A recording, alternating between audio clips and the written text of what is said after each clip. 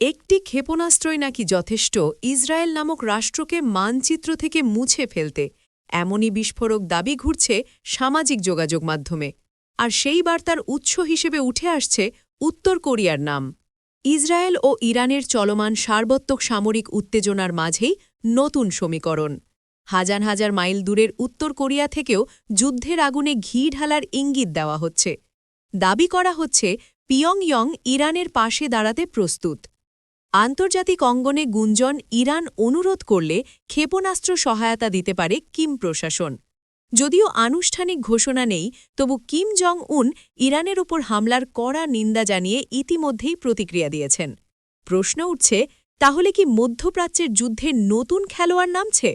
Hypersonic আর ballistic প্রযুক্তিতে এগিয়ে থাকা উত্তর কোরিয়া যদি সরাসরি যুক্ত হয়, তবে তা যুদ্ধের গতিপথ বদলে দিতে পারে এক ঝটকায়। সম্প্রতি সামরিক বৈঠকে কিম জং উন পারমাণবিক অস্ত্রভাণ্ডার বাড়ানোর ঘোষণা দিয়েছেন। একই সময়ে ইরানের বিপ্লবী গার্ড মার্কিন ঘাঁটি লক্ষ্য করে হামলার দাবি তুলেছে। আঞ্চলিক উত্তেজনা এখন বহুগুণ বৃদ্ধি পাচ্ছে। কিন্তু প্রশ্ন রয়ে যায়, এটি কি কেবল মনস্তাত্ত্বিক যুদ্ধ, নাকি পর্দার আড়ালে গড়ে উঠছে নতুন সামরিক জোট? কূটনৈতিক মহল এখনও নীরব, অথচ বার্তা স্পষ্ট।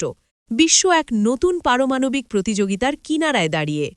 মধ্যপ্রাচ্যের আকাশে যদি সত্যিই যুক্ত হয় উত্তর কোরিয়ার ক্ষেপণাস্ত্র ছায়া, তবে কি বদলে যাবে বৈশ্বিক নিরাপত্তার মানচিত্র, নাকি এটি কেবল ভয়ের রাজনীতি? বিশ্ব রাজনীতির সর্বশেষ আপডেট পেতে সাবস্ক্রাইব করুন MN নিউজ।